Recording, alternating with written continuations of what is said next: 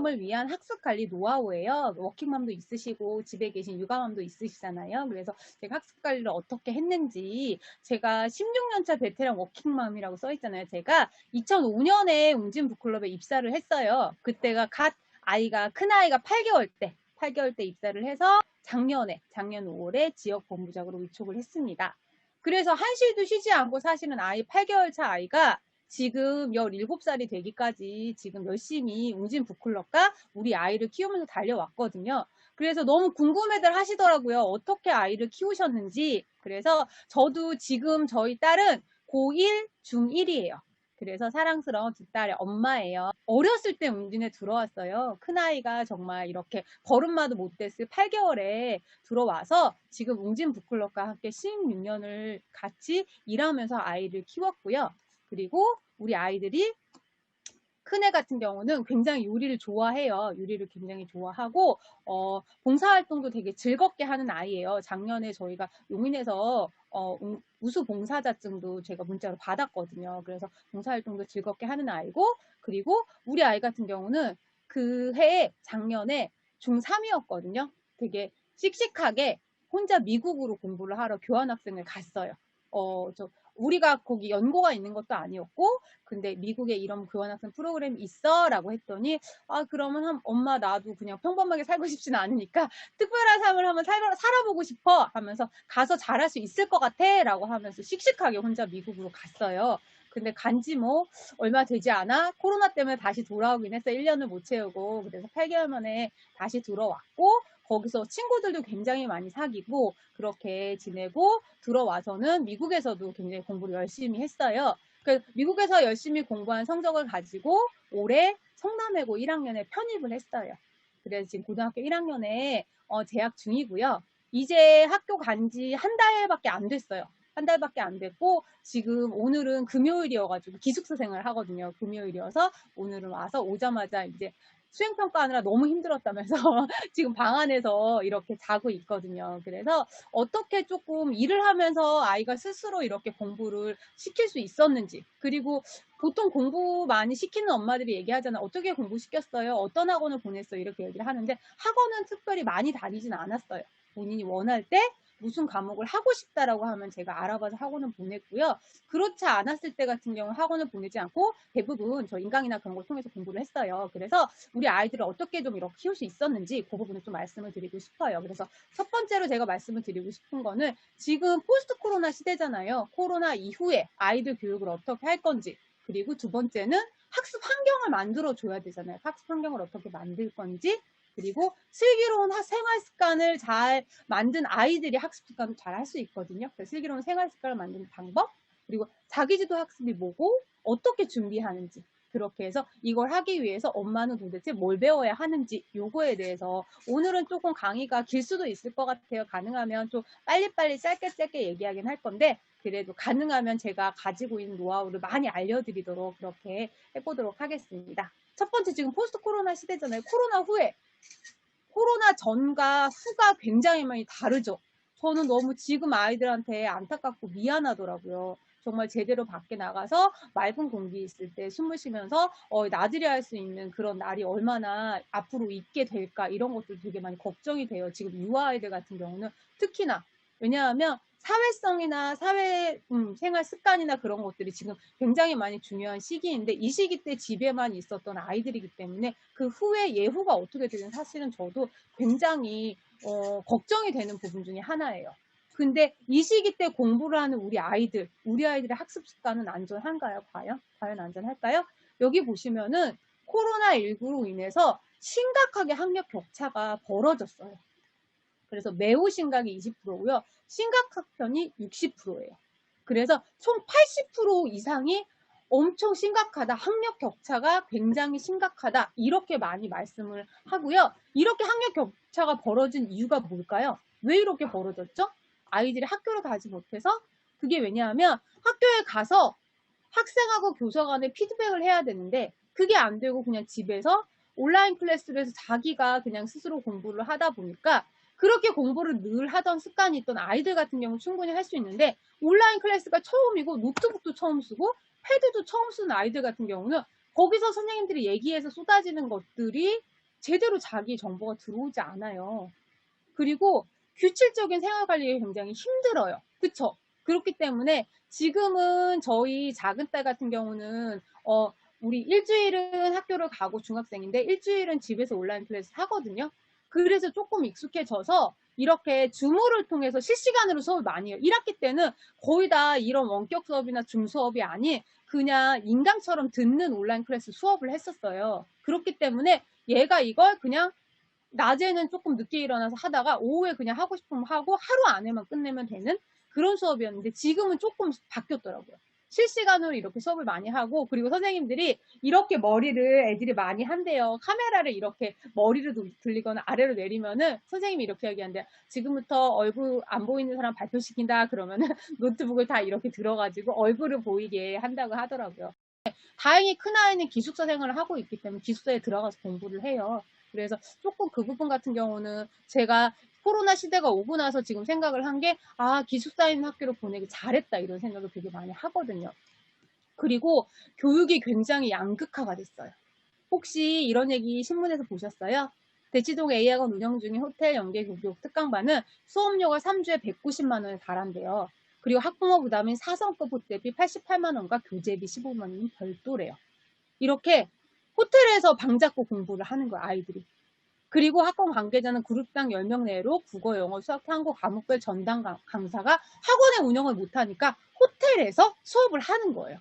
그래서 호텔에서 국영수 과외를 하는 그런 아이들이 있는 반면에 우리 아이들은 어떻게 해요? 집에서 온라인 클래스 틀어놓고 게임만 그냥 해요. 그래서 그것 때문에 엄마들이 걱정 되게 많이 해서 우리 스페셜 같은 데 가서 아이들 온라인 클래스 하는 거 걱정되는 거 유튜브에 중독되는 거 되게 많이 나왔잖아요. 평소에 학원을 다니면서 공부를 했던 애라 모범생이라고 믿었는데 집에 막상 온라인 수업을 하다 보니까 유튜브의 유혹에 못 이겨서 자기가 하는 시간 관리가 안 돼서 혼자 스스로 하다 보니까 누군가에 의지해서 하던 아이들 같은 경우는 혼자서 스스로 할 때 굉장히 힘들어 하거든요. 그래서 아이들이 어떻게 혼자서 스스로 하게 하는지 그게 제일 궁금하신 거잖아요. 그래서 우선은 제가 아이들이 학교에 가는 시간과 집에 있는 시간이 반반인 거예요, 지금은. 그렇기 때문에 우선은 학습 환경에 집에 있는 학습 환경을 조금 잘 만들 수 있게 효율적인 공부방을 만드는 그런 방법을 한번 알려드릴게요. 공부방의 조건에서 첫 번째는 조금 차분한 분위기의 미색이나 상상력을 자극하는 하늘색 계통이 조금 적당하다고 해요. 그쵸? 아이보리색이나 이렇게 푸른 계통이 적당을 하고요. 근데 우리 아기 때는 어떤 벽지 많이 써요? 만화 캐릭터 벽지라든 알록달록한 거 이런 거 많이 쓰잖아요. 이럴 때 같은 경우는 영유아식 때 상상력을 많이 발달시킬 수 있어 쓰기는 하는데 고유아나 초등 저시기 때 같은 경우는 그런 것들이 집중력을 좀 흐트러뜨릴 수 있는 그런 부분들이 있어서 그런 거는 좀 삼가해 주시면 좋겠다고 말씀을 드리고 싶고요. 두 번째는 책상의 위치예요. 책상은 벽면을 향해서 배치를 해야 돼요. 그리고 출입문을 등지면 안 돼요. 왜냐하면 출입문을 등지게 되면 누군가 이렇게 지켜보고 있다고 생각을 하고 있기 때문에 자꾸 이렇게 뒤돌아보게 되면서 집중하는 시간이 집중력이 떨어지게 되거든요. 그래서 출입문을 등지지 않게 출입문이 옆쪽에 있는 게 좋겠죠. 벽으로 해서. 그래서 그런 것이 정서적 안정감을 되게 주고요. 그리고 책상이 너무 좁으면 안 돼요. 유아시기 때, 초등식 저시기 때 같은 책상이 좀 넓어야 돼요. 왜냐하면 책상이 좁으면 사고의 폭이 제한될 수 있다고 해요. 그리고 의자는 높낮이 조절을 되고 등받이게 편안한 의자가 좋은데 바퀴 달린 의자는 사주시지 마세요. 왜냐하면 회전 의자나 바퀴 달린 의자는 이거를 공부하기 싫으면 회전 막 이렇게 뱅글뱅글 하고요. 그리고 바퀴를 왔다 갔다 하기 때문에 아이들이 그게 주의력이 되게 분산이 돼요. 그리고 침대, 공부방 세팅하면 뭐부터 해요? 책상, 침대 이거부터 사시죠. 침대는 공부방의 필수 품목이 사실은 아니에요. 얘하고 컴퓨터 두 개는. 왜냐하면 침대를 보면 이렇게 자고 싶거든요. 눕고 싶거든요. 그냥 앉아서 책을 보다가 침대를 보면 이렇게 기대서 책을 보고 싶어요. 그러고 나면 눕고 싶어요. 누우면 뭐해? 자고 싶잖아요. 그렇기 때문에 침대는 굳이 안 놔두셔도 된다 말씀드리고 싶고요. 컴퓨터도 마찬가지. 컴퓨터도 이렇게 요즘 온라인 클래스를 하는데 초등 저시기 때 아직 온라인 클래스에 이게 적응되지 않은 아이들 같은 경우는 아이가 혼자 하기 힘들거나 그러면 공용 공간인 거실에 나와서 하는 것도 한 방법이에요. 왜냐하면 아이들이 혼자서 그것을 하다 보면은 왜 쉬는 시간 같은데 어디에 조금 들어가고 싶은 그런 생각이 사실 들거든요. 그래서 공부 잘하는 아이들 같은 경우는 또 특히나 뭐 서울대 수능 만점자 이런 아이들 같은 경우는 자기 노트북이나 컴퓨터 같은 경우는 그냥 자꾸 내 게임하고 싶어서 아예 그냥 쓰지 않았다 이렇게 얘기를 하더라고요. 조명은 충분히 좀 밝으셔야 돼요. 왜냐하면 조명이 약하면 좀 졸리기도 하고 심리적으로 위축이 되니까. 그래서 충분히 밝아야 되고요. 그리고 온도는 조금 추운 듯한 게 좋다고 하더라고요. 너무 따뜻하면 조금 졸릴 수 있으니까 그런 부분에 대해서 환경에 대해서 좀 말씀을 드렸어요. 그래서 아이의 공부방을 꾸며준다던가 뭔가를 공간에 분리를 해준다던가 그렇게 환경을 좀 만들어 주시는 그런 부분들에 있어서 우선은 집에서 공부를 많이 하다 보니까 그런 거 말씀을 좀 드렸고요. 그리고 환경은 만들어졌으니까 이제 생활 습관을 잡아줘야죠. 왜냐하면 공부하는 습관의 기본적인 건 생활 습관이 잘 된 아이들이 그 중간에 공부하는 습관이 같이 들어가는 그런 부분들이 있기 때문에 생활 습관에서 학습 습관 루틴을 만드는 게 가장 좋아요. 그래서 첫 번째는 경계를 정해 주셔야 돼요. 공간하고 장소를 정확히 구분을 해 주셔야 돼요. 혹시 그냥 아이들 그냥 공부상 같이 있는 공부상이 어떤 때는 밥상도 되고 어떤 때는 책을 보는 상도 되고 어떤 때는 학습지를 하는 상이 되기도 하지 않아요? 그렇게 하지 마시고 밥은 식탁이나 정확히 밥상에서 먹고 공부는 자기가 늘 하는 공부하는 곳이 있어야 돼요. 그래서 저희는 아이들 공부방을 따로 만들어줄 데가 없어요. 그러면 거실 한켠에 공부할 수 있는 책상과 그 책장의 환경을 만들어주고 공부할 땐 거기 가서 할 수 있게 그렇게 해주시는 게 굉장히 좋아요. 그래서 놀이하는 놀이방, 공부하는 공부방 같은 공간이라도 약간의 경계처럼 이쪽은 놀이 장난감, 이쪽은 이렇게 책상 이렇게 있으면 아이가 놀이할 땐 놀이하고 정리를 하고 책을 볼 때 책을 보는데 그렇지 않고 놀이방에 책상이 있고 책이 있고 이렇게 같이 혼재되어 있다 보면 아이가 책을 보러 들어갔는데 장난감을 보고 가지고 놀다가 그렇게 하다가 또 뭐 공부를 하다가 이렇게 그 시간의 관리에 있어서 혼재되는 부분들이 있기 때문에 공간과 장소를 정확히 구분을 좀 해주시는 게 좋아요. 그리고 규칙을 정해주시는 게 굉장히 좋아요. 왜냐하면 아이들이 학교 가는 것도 정확히 40분을 수업을 하고 10분을 쉬고 이런 것들을 이렇게 규칙이 정해져 있잖아요. 그래서 무턱대고 공부를 해, 뭐를 해 라고 하는 게 아니라 자 그러면 이 시간부터 이 시간까지는 우리 뭐를 하자. 그리고 엄마가 이거 할 때는 이렇게 하는 거야. 그렇게 해서 그리고 둘이 공부를 할 때 굉장히 싸운다는 얘기 굉장히 상담을 많이 듣거든요. 자녀가 둘, 셋인 분들 같은 경우는 언니가 공부를 하려고 뭔가를 피면 동생이 와서 이렇게 방해해가지고 못해요 라고 하는데 아기가 어리면 아이가 공부할 때 아기를 이렇게 따로 봐주시는 게 좋으시고요. 그냥 고만고만 한두 살 차이에서 같이 공부를 하면 자 지금부터 이 시간까지는 공부하는 시간이야. 그러면 서로 말을 하지 않고 이렇게 하는 거야 라고 규칙을 정해서 그걸 지켜버릇하면 아 맞다 지금 공부하는 시간이지.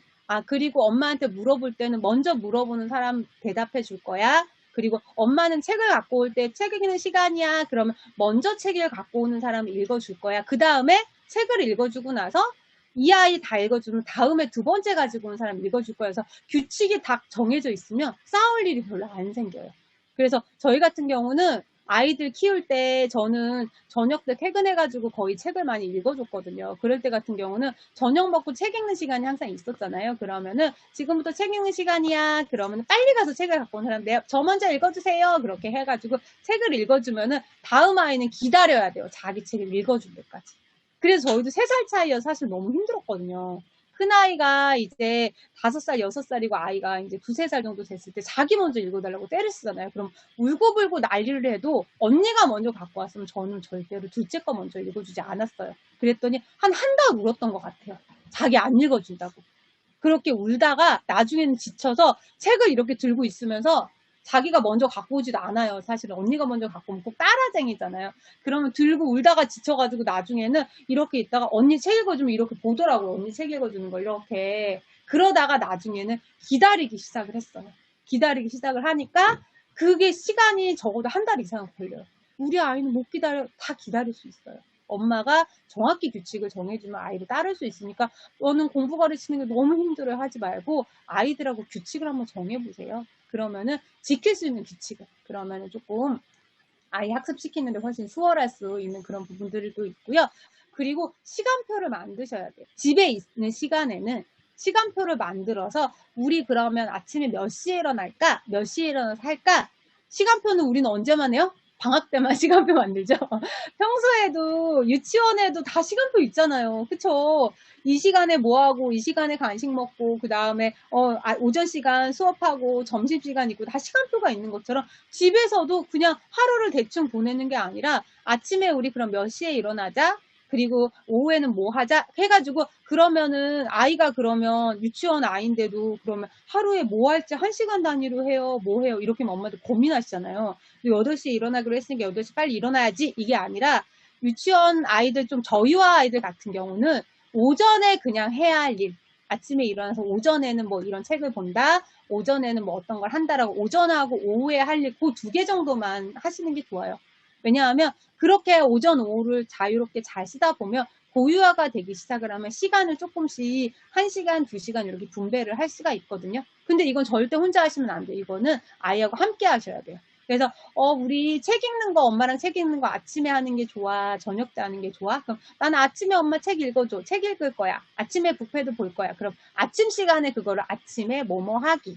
저녁 때 뭐뭐 하기 이렇게 정리해 시간표로 만드는데 절대 어머니 혼자 이거 해 저거 해가 아니라 스스로 할 수 있게 만들어 주시는 게 좋고요. 그리고 시간표를 만들 때 고유화하고 초동 저가 들어가잖아요. 그러면 저는 이렇게 했거든요. 어떻게 했냐면 자, 아침에 너가 일어나잖아. 학교 갈 때 만약에 일어나면 몇 시에 일어날 거야? 그러면 뭐 8시에 일어난다고 해요. 학교가 9시까지 8시에 일어나면 아침 먹고 씻고 학교 가서 그러면 학교 오전 수업하고 점심 먹고 오후 수업하고 올 거잖아. 그러면 월요일 날은 몇 교시 이렇게 시간이 정해져 오후에 와서 그럼 어떤 걸 할 거야? 그러면서 학습 계획을 하루에 숙제는 기본으로 해야 되고 그쵸 숙제는 꼭 해야 돼요. 그렇게 하고 또 뭐를 해야 되냐면 우리 매일매일 하는 스터디 학습 있죠? 오늘의 학습 같은 스터디는 꼭 해야 돼요. 그거 2개를 하고 거기다가 그럼 너 어떤 거 더 하고 싶어? 그럼 책을 읽고 싶어. 책은 몇 권 읽을 거야? 이렇게 1-2개 정도를 조금 시간표에 넣어주는 거예요. 그래서 그 시간표를 학교 갔다 와서 다 학습하고 학교 숙제 했어요.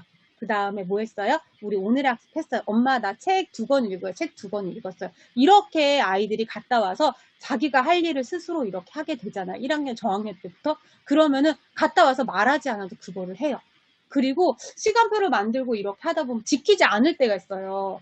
너 엄마가 이거 아침에 일어나서 이거 하라고 엄마하고 약속했는데 왜 안 했어? 라고 하는 게 아니라 오늘 엄마 어제 늦게 자서 힘들었구나. 그럼 오전에 못하면 언제 할 수 있어? 오후에 그럼 엄마 같이 도와줄까? 할까? 라고 해서 아이가 못했을 때 혼내기보다는 너 그래서 못했구나. 그러면 한 번 정도는 그럼 이 시간에 한번 해볼까라고 약속을 다시 변경을 한번 해주는 거예요. 무조건 단호하게 자르는 게 아니라. 그럼 오후에 한번 하겠다라고 하면 오후 시간에 다시 체크를 했으면 칭찬을 해주는 거. 이렇게 잘할 수 있네. 그럼 내일은 아침에 다시 하자라고 하던가 하루에 내가 문제집 아까 얘기했던 숙제하고 오늘의 학습하고 책 읽기를 해야 되는데 친구 생일 파티를 가야 되는 거예요. 생일 파티를 가야 되면 오후에 못 하잖아요, 사실은. 그러면은 그거를 안 하고 그냥 넘어가는 게 아니라 오늘 생일 파티 못 하니까 그러면 내일 이거 같이 할 거야? 그럼 내일 같이 한대. 그럼 내일 같이 하는지 봐주고요. 그렇게 습관을 잡아서 매일매일 하다 보면 아이가 어떤 현상이 벌어지냐면 엄마 나 내일 친구 생일 파티 가야 돼. 나 오늘 이거 다 하고 내일 그냥 생일 파티가 시컷 놀래면서 미리 그냥 땡겨서 하는 아이가 돼요.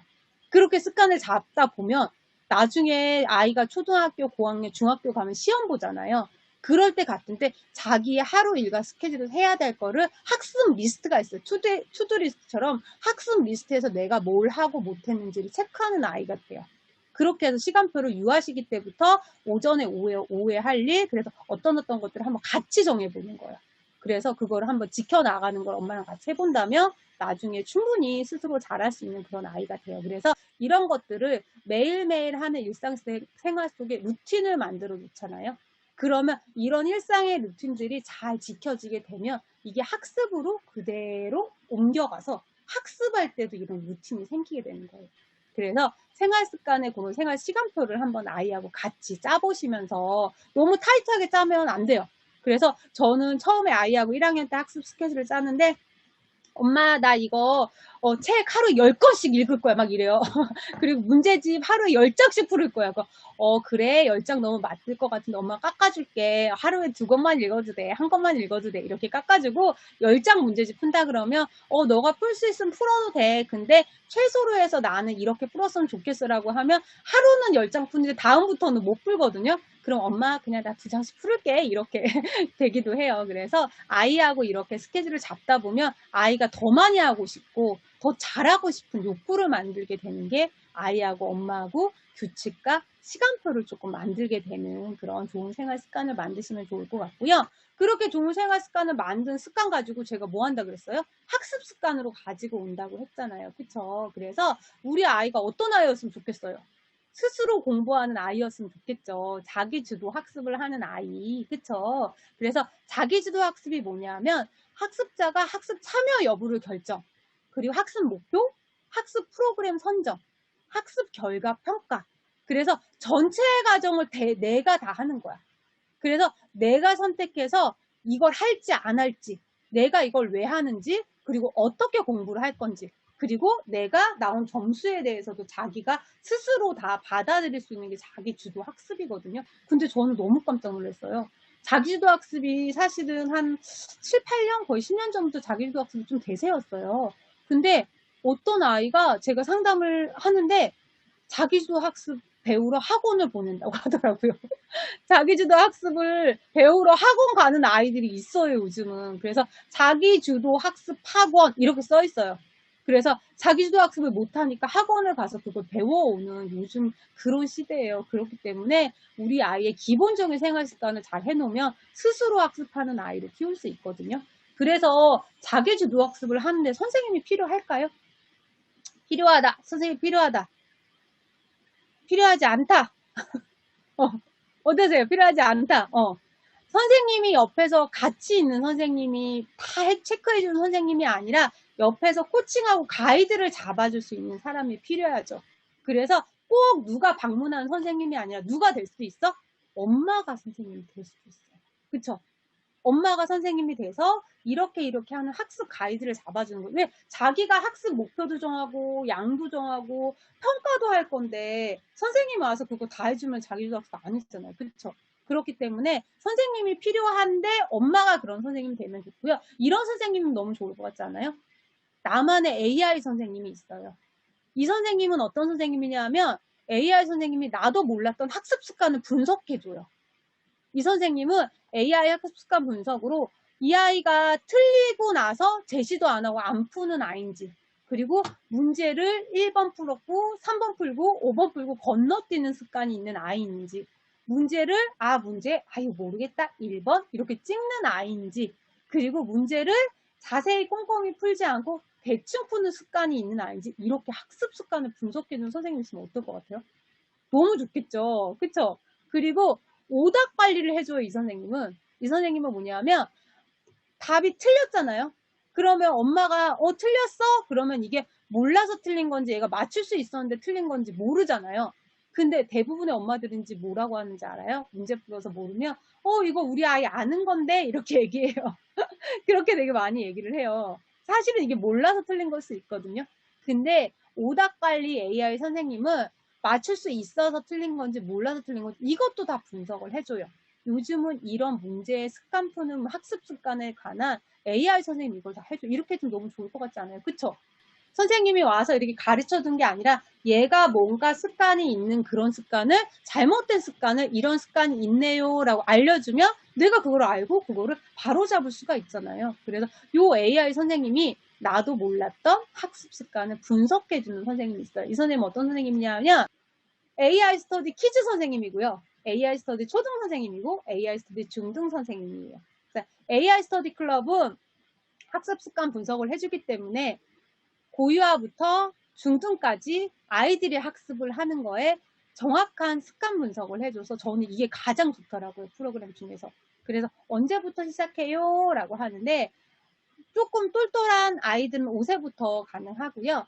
6세 취약성 키즈 프로그램이 있고 그 다음에 1학년부터 6학년까지 초등 프로그램이 있고요. 그리고 AI 스터디 중등 프로그램이 다음 달에 출시 예정이에요. AI 스터디 클럽 키즈를 말씀을 드려볼게요.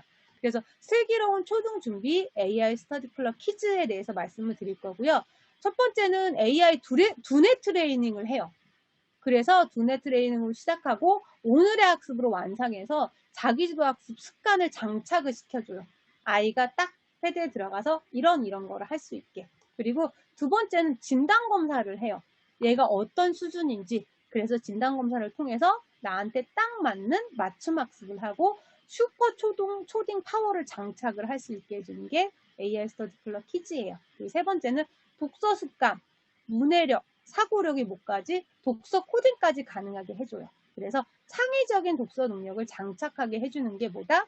AI 스터디 클럽 퀴즈예요. 그리고 다음 단계 유아시기 때 기본적으로 하루에 20분씩 기본적인 학습의 재미를 느낄 수 있는 기초, 자기주도 학습 기초 형성을 했다면 이제 본격적으로 학습을 하는 게 초등식이죠. 초등은 저희가 전과목 완벽 대비를 하는 AI 스터디 클럽이고요. AI 기반의 전과목 전학년 개인 맞춤 서비스이기 때문에 아이들이 AI 맞춤으로 초등 교과를 완벽하게 대비를 해주는 게 이게 특징이고요. 그리고 교과 연계 도서와 맞춤 콘텐츠로 배경 지식과 상식을 굉장히 탄탄하게 해줘요. 왜냐하면 교과서에 들어가 있는 수록 도서가 들어가 있고요.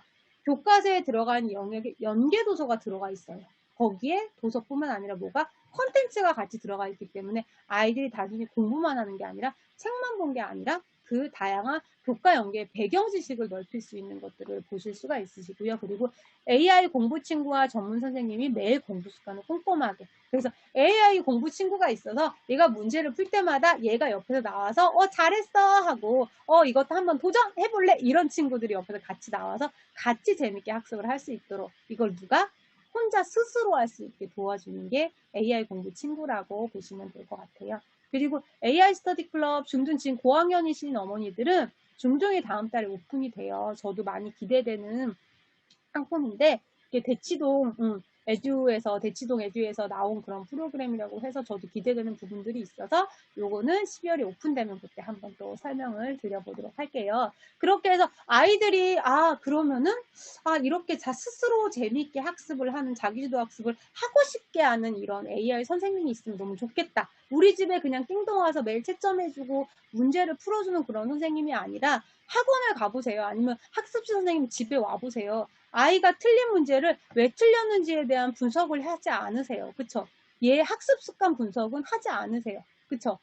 했는지 안 했는지만 검사를 해요. 학원에도 숙제를 했는지 안 했는지만 검사를 하기 때문에 이렇게 아이들의 습관 분석을 해줄 수 있는 이런 프로그램을 꼭 시작을 하셔가지고 아이들의 공부 습관을 조금 재미있게 잡아주시면 좋을 것 같고요. 이렇게 학습을 하는데 그러면 학년별로 알맞은 학습 시간은 어떻게 될까요? 그쵸? 얼마나 공부를 해야 되는 거지? 아까 6세는 한 20분 정도라고 했는데 우리 아이 지금 2학년인데 그럼 우리 아이는 한 몇 분 해야 되는 건가? 그쵸? 그래서 알맞은 학습 시간은 학년 곱하기 30분이에요. 학년 곱하기 30분이어서 그럼 어떻게 될까요? 1학년은 몇 분? 30분. 2학년 60분. 3학년은 90분, 4학년은 120, 5학년은 150, 180에서 학년 곱하기 30분씩만 더 해주시는 거예요. 그래서 1학년 때 30분씩 하던 아이들은 2학년 때 가면은 60분을 할 수 있는 아이가 돼요. 그리고 3학년 때는 90분. 그래서 6학년이 되면 3시간 정도를 앉아서 공부할 수 있는 아이가 되거든요. 근데 저희 아이는 4학년인데 2시간씩 앉아서 공부 못해요. 이렇게 얘기 많이 하시거든요. 맞죠? 어떻게 공부를 해요? 갑자기. 야, 4학년이면 2시간 해야 된대. 아까 선생님이 그러는데. 그래서 막 2시간을 앉혀놔봐요. 좀 있으셔가지고 아이가 할 수가 없어요. 그래서 1학년 때부터 아니면 취학 전부터 이렇게 꾸준하게 20분, 30분씩 하던 아이들은 예전에는 그런 얘기 많이 했잖아요. 중학교 때, 고등학교 때 그럼 뭐가 공부한다? 엉덩이가 공부한다는 얘기 했죠. 3시간씩 앉아있을 수 있는 엉덩이에 힘을 키울 수가 있는데 그렇지 않은 아이들은 30분부터 다시 시작을 하세요. 처음에는 30분이 힘들다. 10분, 20분부터 시작을 하세요. 10분, 20분부터 시작을 해서 그 시간을 조금씩 늘려가다 보면 아이들이 공부의 재미를 느끼는 순간이 있어요. 그러면 자기가 시간 가는지도 모르고 공부를 해요. 그래서 우리 아이가 지금 4학년, 5학년이라도 이게 지금 아직은 안 되면 30분, 40분부터 시작을 하시면 될 것 같아요. 그렇게 학습 시간을 말씀을 드렸고요. 이제 학습 시간도 이 정도 공부를 하는구나 라고 하면 알았으면 어떻게 조금 스스로 할 수 있는 마음이 들까? 그쵸? 어떻게 하면 스스로 공부할 수 있는 마음이 들까요? 그래서 좀 스스로 했으면 좋겠죠? 그래서 첫 번째로 엄마가 알아야 될 건 무조건 스스로 하라고 하지 말고 얘가 뭘 좋아하는지 아이한테 관심을 좀 가져보세요. 그래서 아이가 어떤 걸 좋아하고 무얼 할 때 신나하고 무얼 할 때 재밌어 하고 해서 아이한테 관심을 먼저 가져서 아이가 어떤 거 할 때 흥미로워하면 그것 쪽으로 영역을 키워주시는 게 사실은 좋아요. 그리고 이게 제일 중요해요. 그래서 제가 크게 이렇게 넣어놨죠. 메타인지. 메타인지는 뭐냐면 내가 얼마만큼 할 수 있는가에 대한 판단이에요. 그래서 내가 뭘 잘하고 뭘 못하는지, 그리고 내가 뭘 알고 뭘 모르는지, 그렇게 해서 정확히 자기 스스로 메타인지가 돼야 나는 지금 수학에 이런 부분이 힘드니까 혼자는 안 돼. 누군가의 도움이 필요해 라고 하면서 수학을 모르는 걸 이런 걸 알려달라고 하는데, 그렇지 않고 엄마 아빠의 의지에 의해서 학원을 보낸다거나 선생님이 그냥 오게 되면은 그냥 공부를 하는 거예요. 자기가 모르는지 아는지도 모르고 이걸 왜 해야 되는지도 모르고. 그렇기 때문에 메타인지가 굉장히 중요해요. 뭘 좋아하고 뭘 싫어하고 어떤 걸 잘하고 어떤 걸 못하니라고 물어봤을 때 아이가 제대로 답을 못하잖아요. 그러면은 자기 스스로에 대한 생각을 해본 적이 없어요. 그런 의지로 살지 않았기 때문에 정확히 자기가 좋아하고 싫어하고 잘하고 못하는 걸 알아야 돼요. 그래서 메타인지 할 수 있는 아이로 키우기 위해서 어머니께서 관심을 가지고 아이를 잘 보셔야 되니까 그 부분을 꼭 참고해 주시면 좋을 거고요. 그리고 아이가 스스로 할 수 있는 시간을 좀 주세요. 스케줄이 너무 빡빡하잖아요. 그쵸? 학원, 학습지, 뭐하고 아이들 할 시간이 없어요 라고 하는데, 직장 다니셔도 아이가 스스로 할 수 있는 시간을 주면 학교 갔다 와서 학교 숙제하고 자기가 오늘의 학습하고 놀면 정말 5-6시간 충분히 놀 수 있거든요. 스스로 하는 아이면. 근데 엄마도 그렇죠. 내가 회사 갔다가 딱 왔는데 엄마 나 오늘 숙제 다 하고 오늘 학습도 다 했어? 나 책도 다 읽었어. 너무 예쁘죠? 근데 그럴 시간을 주지 않고 내가 직장을 다니다 보니까 뭐를 해? 다 학원으로 계속 2군데, 3군데, 4군데 다니다 보면 아이가 스스로 뭔가를 공부할 수 있는 시간이 없어요. 그래서 전문가들이 얘기를 하는 게, 공부를 뭔가를 막 가르치는 교육을 많이 강의 듣고 학원을 다니는 공부를 하는 아이보다 공부를 스스로 할 수 있는 시간을 많이 주는 아이가 훨씬 공부를 더 잘한다고 해요. 그래서 아이가 뭘 잘하는지 좋아하는지 알았다면 그걸 하기 위한 시간을 어머니가 좀 내어주시면 아이가 그거를 조금 더 처음에 못할 수 있죠. 기다려주다 보면 그게 잘하는 아이로 조금씩 작은 성취감이에요. 정말. 아이들이 엄마 저거 하나만 갖다 줄래? 라고 했을 때 이렇게 걸음마 하면서 이렇게 하나 갖다 주면서 그거에 대한 성취감. 이 문제를 내가 3문제 풀었는데 3문제를 다 풀었다는 그런 성취감.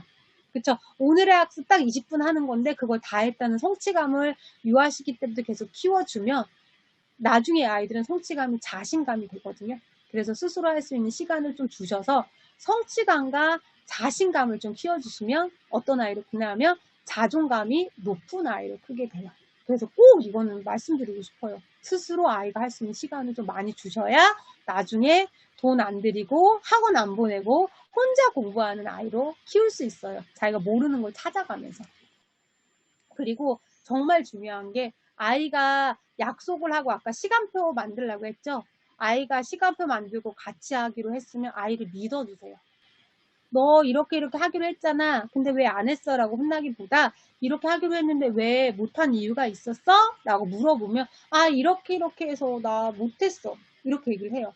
그러면 그래? 그러면 어떻게 할 거야? 그러면 다음에 이렇게 더 잘할게. 라고, 그래? 엄마가 믿어줄게. 그렇게 한번 해보자. 라고 아이를 공감하고 믿어주기 시작을 하면 아이 같은 경우 그 믿음에 엄마를 배신하지 못해요. 그래서 엄마가 나를 잘 믿겠거니 하고 정말 열심히 하게 돼요. 저는 이게 되게 중요한 것 같아요. 아이를 믿어주고 공감을 주는 것. 그렇게 해서 아이가 스스로 동기부여가 돼서 정말 나 하고 싶다.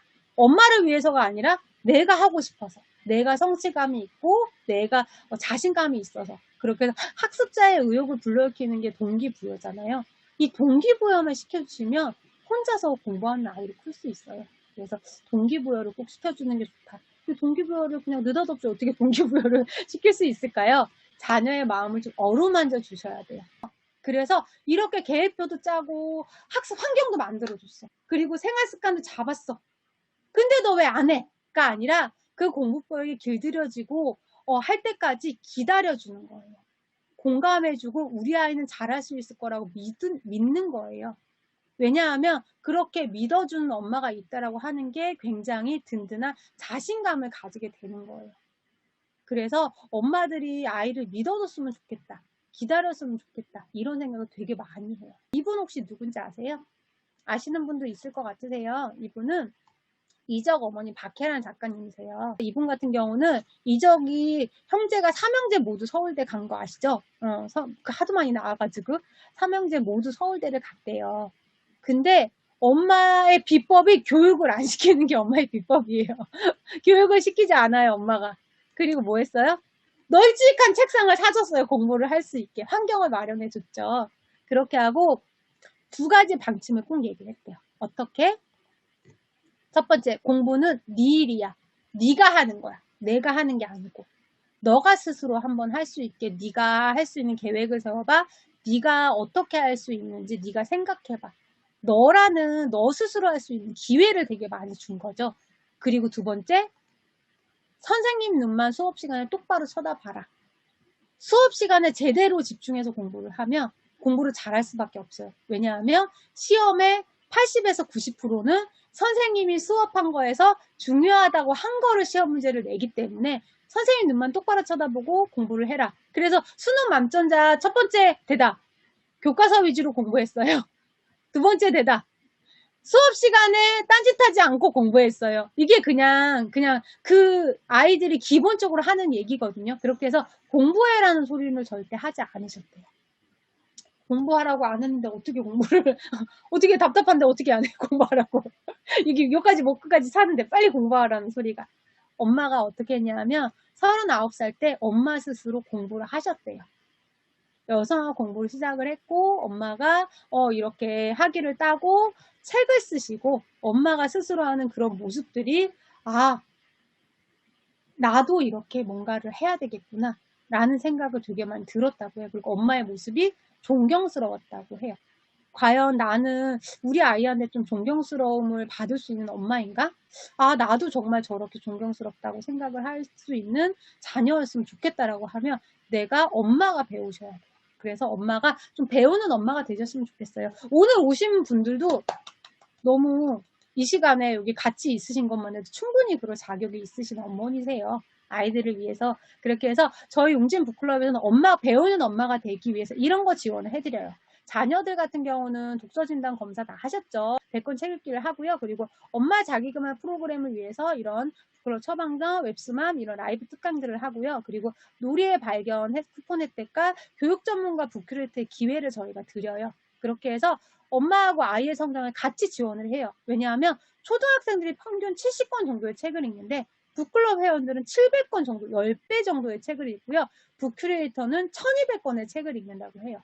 왜냐하면 엄마의 환경이 책이다 보니까 엄마가 늘 뭔가 강의를 듣고 공부를 하고 하는 것들이 아이한테 그대로 전달이 되기 때문에 아이들이 책을 잘 볼 수 있는 환경이 되고요. 그리고 크리에이션 전문가 교직 과정을 통해서 또 자격증 취득을 할 수가 있어요. 그래서 저희는 이렇게 20개의 자격증 교육을 열어드려요. 무료로 북큐레이터가 되시면. 그래서 여기 있는 자격증을 따셔가지고 공부하는 그런 엄마가 되시면 좋겠다는 생각이 들고요.